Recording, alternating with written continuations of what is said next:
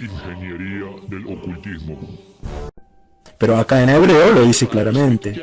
El grupo de los Elohim dice, construite un altar dedicado a ese, en hebreo está en singular, a ese él que se te apareció cuando vivías de la presencia de Esaú. Es decir, el altar se lo tenés que hacer a ese de nosotros que se te apareció cuando escapabas. A ese le tenés que hacer un altar. Está clarísimo. Está clarísimo. A él le tenés que hacer un altar ahí. Así es que Jacob va ahí, construye un altar y llamó a ese lugar El Betel, que quiere decir él, de la casa de él, porque ahí Dios se le reveló a él cuando vivía de la presencia de su hermano. Ahora bien, aunque acá dice se le reveló o se le apareció, tienen que saber que en hebreo está escrito se dejó ver. Sería como si le dijeran a un amigo, hace 2 años que no te me apareces. No, son 2 años que no te hace ver. Esto es lo que está escrito en el Antiguo Testamento. Y acá me tendrían que haber parado porque les estoy dando una traducción, así que me tendrían que haber dicho, así cumplimos con el acuerdo que hicimos al principio. Pero bueno, en hebreo está escrito esto. Y bueno, y acá lo dice claramente, ¿no?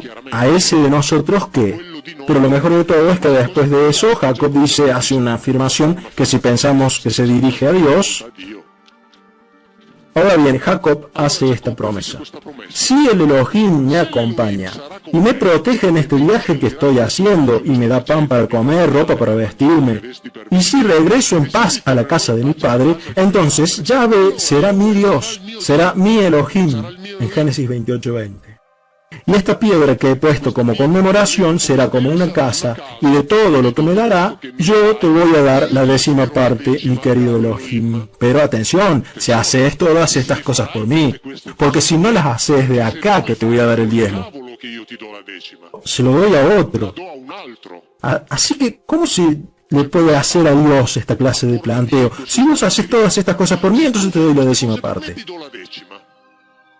Eso quiere decir que si no las haces, ni soñes que te voy a dar algo. Obviamente, porque estos eran muchos, y como está escrito también varias veces en la Biblia, ellos a veces se iban, estos de acá, para irse con otros Elohim. Por ejemplo, el Elohim de los Moabitas, que se llamaba Quemos, o Quemos, era un Elohim al que le gustaban las fiestas sexuales y a las que invitaba a sus seguidores. Tanto es así que muchas veces los israelitas dejaban a Yahvé para irse con este.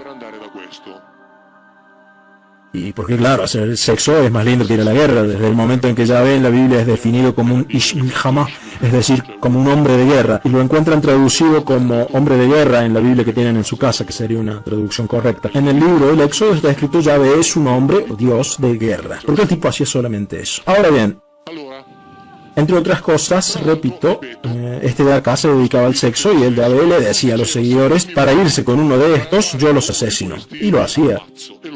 Lean la Biblia y lo van a encontrar. Cuando estos de acá abandonaban a Yahvé para irse a las fiestas sexuales de este otro, él los mataba. No se andaba con sutilezas. Este de acá, de hecho, tenía un sobrenombre, o sea, era llamado Baal Peor. ¿Qué quiere decir? Baal es señor, el señor de la exposición de los órganos sexuales. Peor significa eso último. Cuando la teología se apoderó de todo esto y transformó a Yahvé en el Dios espiritual, omnisciente, trascendente, omnipotente, creador del cielo y de la tierra, en el mundo, digámoslo así, del más allá, también identificó a la figura de sus enemigos, es decir, el diablo, ¿no? Bueno, los nombres del diablo, ¿de dónde derivan? De los mismos nombres que tenían sus rivales concretos, estos Elohim concretos, en la lucha cotidiana que libraban. Baal Peor, en griego, fue transcrito como Baal Fegor, lo que después se transformó en Belzebú. Así que el nombre del Fegor para el diablo no es otra cosa que un invento derivado de la transcripción y posterior transformación del sobrenombre de uno de los Elohim. Así, Baal Peor se transformó en Belzebú. O sea, inventaron un dios, así que también tenían que inventar diablos. En la Biblia ni siquiera existe Satanás, es decir, el concepto de Satanás entendido como el príncipe de los demonios, no existe. Y lo digo con total tranquilidad, no existe.